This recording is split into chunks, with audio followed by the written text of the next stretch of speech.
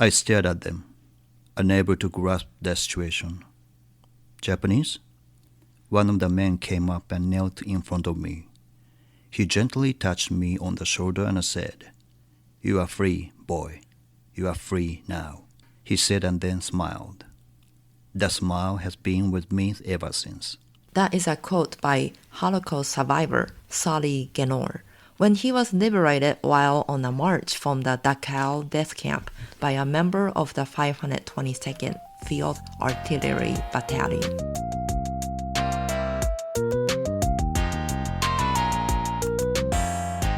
Welcome to Season 2, Episode 4 of the Japanese America podcast, the podcast where we explore the blend of Japanese and American cultures, history, and traditions, as well as all the quirky and wonderful things in between. My name is Koji, and I am one of your hosts. And I'm Michelle, and I'm the other host. Koji, how have you been? I've been good. What about you? You've been good. What is your good? Alive? Alive, that's it. Well, I fell off a ladder recently, no. Which is, you're not supposed to fall off a ladder. I found that out recently. Was it a tall ladder? Well, like a tall step stool. I just fell, and then I jumped, and then I landed, but I twisted my ankle. Oh, shoot. But I'm better right now, though. Oh, you didn't break any bones? No, I didn't break any bones. Oh, good. But what about good. you? How have you been? Well, I'm okay. I play golf with my husband. Nice. Did you win? I always win. Okay. But I hit a ball in a ditch, and he went to pick it up, and he slipped and broke his wrist. Oh, no. I know. I'm like, he didn't have to pick that ball up. It's like, I found those balls.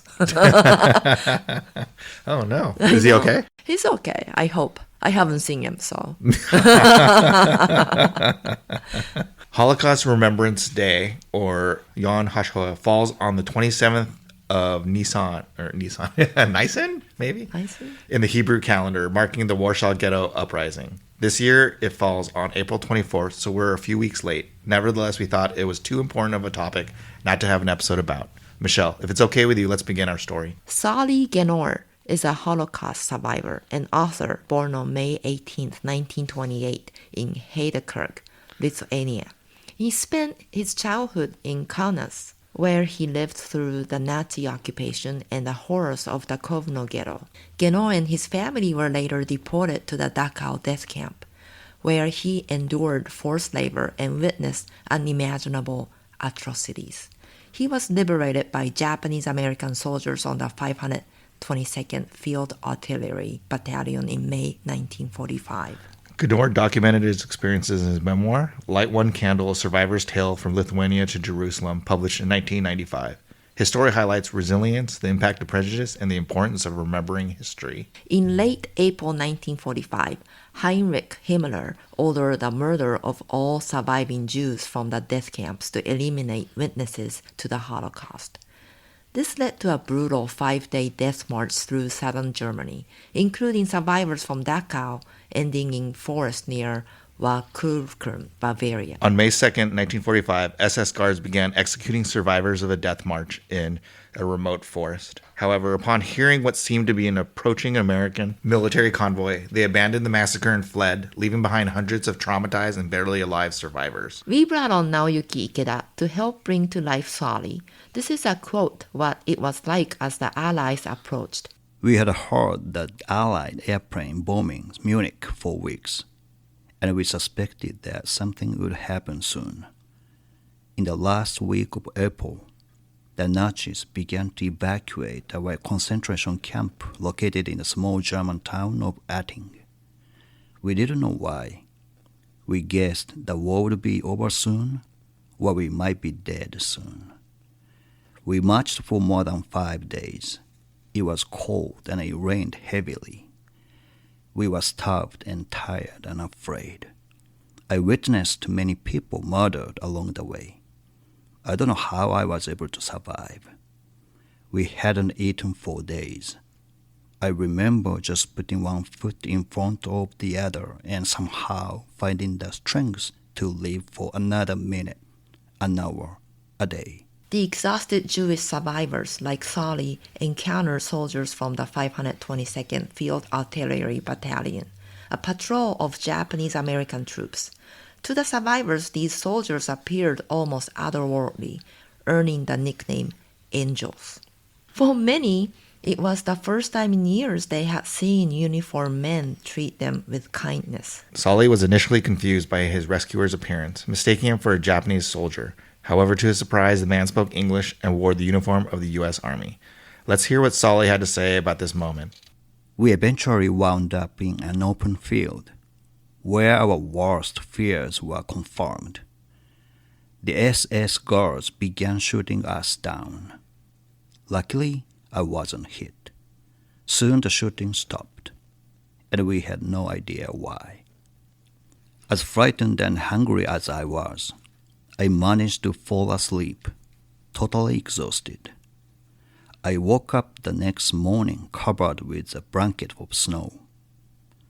When I looked up, all I saw was white, and I assumed I was dead. Actually, in my weakened condition, the snow served as a sort of an insulation and may have saved me. I awoke to the sound of the truck in the distance. I strained my eyes in fear, wondering who it was. I made out that they were American uniforms, and I felt unbelievable relief.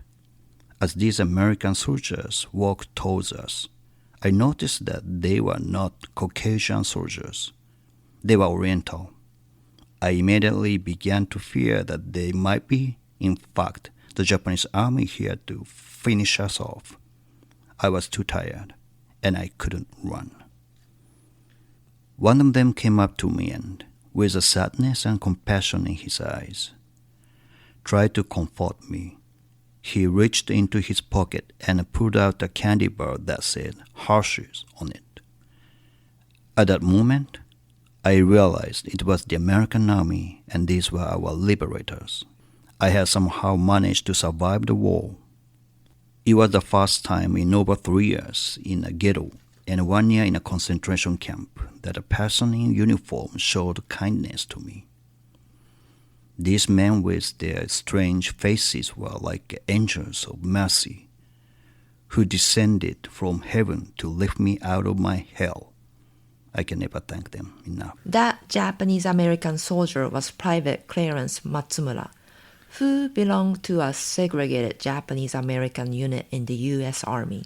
Reflecting on the experience, Clarence recalled finding survivors along the roadside, thin, frail, and clad in black and white striped uniforms, reduced to mere skin and bones. Who were the 522nd? The 522nd Field Artillery Battalion was formed on February 1st, 1943 at Camp Shelby, Mississippi to provide precise artillery support for the 100th Infantry Battalion and the 442nd Regimental Combat Team.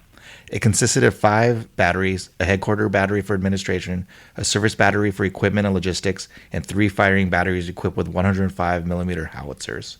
The battalion's artillery units positioned thousands of yards behind infantry lines, delivering accurate bombardment over their own troops' heads to support advances. Forward observers, the most perilous role, worked close to enemy lines to identify and direct targets. Known for its exceptional accuracy, the 522nd could swiftly locate and engage targets, earning acclaim within the U.S. 5th and 7th Armies. The 522nd were some of the first Allied soldiers to see the horrors of the death camps. A Sergeant Imamura is quoted as saying, "We had been ordered not to give our rations to the Dachau prisoners because the war was still on, and such supplies were needed to keep our own fighting strength up. But we gave them food, clothing, and medical supplies anyway. The officers looked the other way. These prisoners really needed help, and they needed it right away. They were sick, starving, and dying." We'll end this with a poem by Solly, July 26, 2010. Whom he dedicated to the men of the 522nd and Clarence Matsumura. I lay in the snow ebbing life, surrounded by the dead. One looked at me with staring eyes. He had a bullet in his head. I heard the shots of the German guards, their curses echoing through the forest. I heard bullets thudding into the bodies of my friends lying by my side. They had no strength to scream before they died. Many were just lumps in the snow, shot or frozen a few hours before their liberation. After years of torture, beatings, insults, and endless humiliation. I lay in the snow, ebbing life a few heartbeats away from oblivion. I saw the shadow of the angel of death as he spread his wings over me. I felt the icy blood in my veins reaching for my heart. I knew my time had come. I had a last look at the sky above and I saw another angel smiling at me. His wings were just a dirty uniform and he had slanted eyes. He picked me up from the freezing snow and gently stroked my head.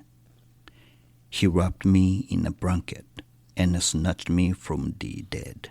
Michelle, what are your thoughts when you hear the story? It's really unimaginable. Almost like the Solly was worried at first that he saw this people looking Japanese and he thought that was the enemy, but it was Japanese Americans. So but I'm Japanese. I'm like, it's like both. I'm related to both sides, and it's so sad. Like the war really divides people, and also the death march. Like they were gonna be all eliminated from this earth, so they won't be the witness to what they've done, what the other people done, and there's no word to describe how sad and bad and terrible it is. Yeah, I mean, it's crazy to imagine that, and probably how confusing it would be to, you're expecting to be killed. Yes. And then you see somebody who's Japanese, and you're like, well, why aren't you killing me? And then to find out that they're not Japanese, but Japanese American, that must be super confusing for somebody. Yeah, and also like they were going to be all killed, and then they were led to the forest to be killed, and all of a sudden, oh, gotta go, bye, guys. Yeah. Like, oh, that's terrible. I mean, could you imagine being a Japanese American soldier and seeing all these people who are basically being starved and, they're all skin and bones and just dirty and near death's door. And, that must have been really hard for them. It's really... And I couldn't even imagine such a scenario, and how terrible it was. And, to me, it just reminds me how terrible humans are to each other. Yeah. We're basically very similar to each other as humans, like we could mate with each other, which means that we're essentially the same. But we've established, these differences in people. And through those differences, we feel like we could kill or hurt or do crazy things to them. The only thing that these people, I mean, for Solly, is that they're Jewish. Yeah. That's a religious, not even a difference. And to be honest with you, it's not that different than Christianity or Muslim. They all kind of believe in the same Bible-ish. Shintoism is much different, or Hinduism is, Buddhism is way different. Because I'm not Judeo-Christian. It just goes to show that when there are little differences, that's when there's more hatred. And when it's big differences, people don't care as much because it's just so different. Yeah. Yeah. Humans could be like so cruel, but like Sergeant Imamura was kind, but it wasn't like super kind. He was just doing like a human basic kindness, and then saving people's lives. It's amazing. But also, people were telling him that he's not supposed to do those things. So I think that some people would just say, like, you're not. I was told not to, so I'm not going to give. But I think any normal human with normal feelings would do that. And also, that one thing that we don't mention here is that some of the 522nd were probably, their families were in camps, not in the Dachau death camp, but they were in camps where they lost their freedoms, they lost their stuff, So, I mean, there had to have been some of the soldiers who were conflicted, and not conflicted in, like whether they should help or not, but conflicted like seeing these people, seeing what could have happened to them, probably mess with their minds a little bit. We should not forget things like this, because like little, you could be a little bit kind to each other and there will be no war. But we're not kind to each other. I mean, we've talked about this before, but it's, as an older person now, it seems so silly. Yeah. Also, some of the people who went to the war didn't want to go to the war. Yeah, they don't want to go to the war. I mean, what are they dying for? It's such a tragedy because, I think we've talked about this, but I was at the Battle of Midway ship in San Diego, and I know I was supposed to hate the Japanese, but all I could think was all those Japanese people on those ships, or the kamikaze or the fighters, and all I could think was, what a waste of life. Yeah. It's so stupid because, what were they dying? They were dying for Japan, and Japan doesn't care about them. And, and then all the Americans, what were they dying for? Nobody cares about those guys either. So all the people that are dying for this country in a heroic way, they're doing it for people that don't care about them. Yeah. And their families are going to suffer, and they're not going to have children. They're not going to grow up. And, maybe that's an old thing. Because when I was young, I just thought, oh, we have to go fight. We have to go kill people. And now, as I'm older, I'm just like, what a waste. I don't want to see my son fight. I don't want to, And also, it's the commercialism or the capitalism. I guess when there's a war, there's money to be made. Yeah. Although the one thing about World War II, at least, the rescuing of these people in the Holocaust, that feels more something that was worthwhile and fighting and dying for. Some of these other wars, I'm not 100% sure about those. When I was one of the people overseeing the exhibitions at the museum, one of the shows that I was most proud of was about Susuito, one of the brave soldiers from the 522nd. While in service, he took photos, and we were lucky enough to display them. I'll put a link to a short documentary we made about him in our show notes.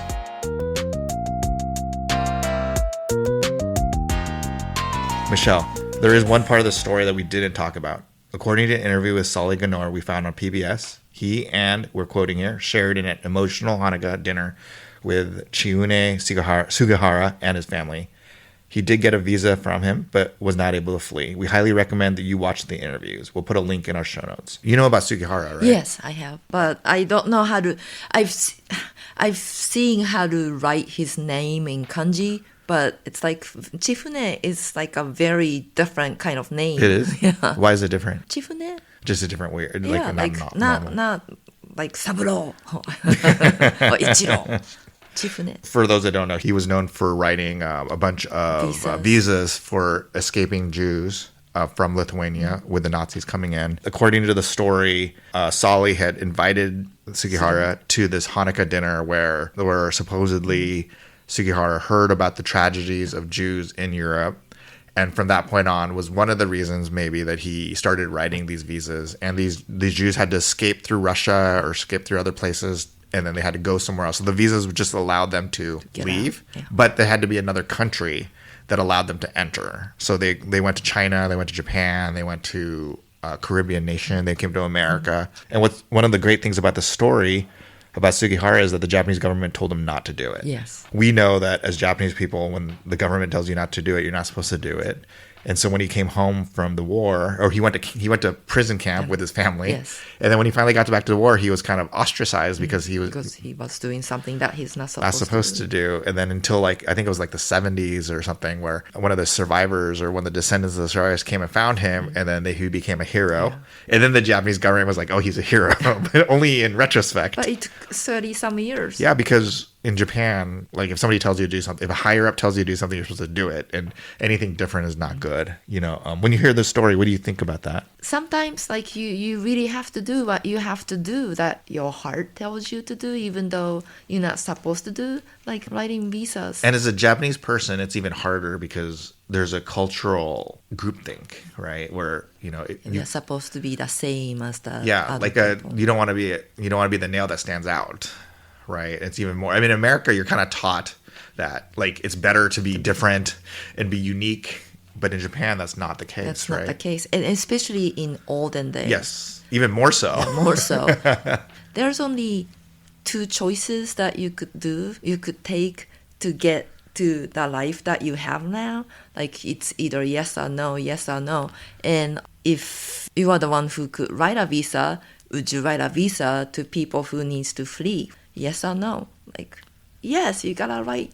You gotta rescue. But a lot of people didn't. Other consulates did not write the visas. Yeah. Who were were Western nations, which could have saved them, and it turned out to be him. You are right. Only Sugihara's name comes up, and there must be 100 other consulate generals at least. And there was another consulate who had to do the exit visa. So there had to be somebody who leaves and then not exit, somebody who accepts. Right. But he found somebody who did it. So there was another person. Thank you, Naoyuki Ikeda, and thank you all for listening to our podcast. We are deeply grateful for your continued support and enthusiasm for the Japanese America podcast. Your engagement, feedback, and passion inspire us to keep sharing stories and perspectives that bridge cultures, and bring people together. Thank you for being a part of our community and for tuning in to each episode. We're excited to continue this journey with you, exploring the rich and diverse tapestry of Japanese American experiences.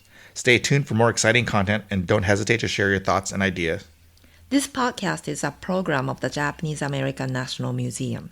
The museum's mission is to promote understanding and appreciation of America's ethnic and cultural diversity by sharing the Japanese American experience. Please rate, review, and subscribe to our podcast. And be sure to join us next month when we tell you Michelle's immigration story. What? You act surprised. Whoa. All right, bye, everybody. Bye.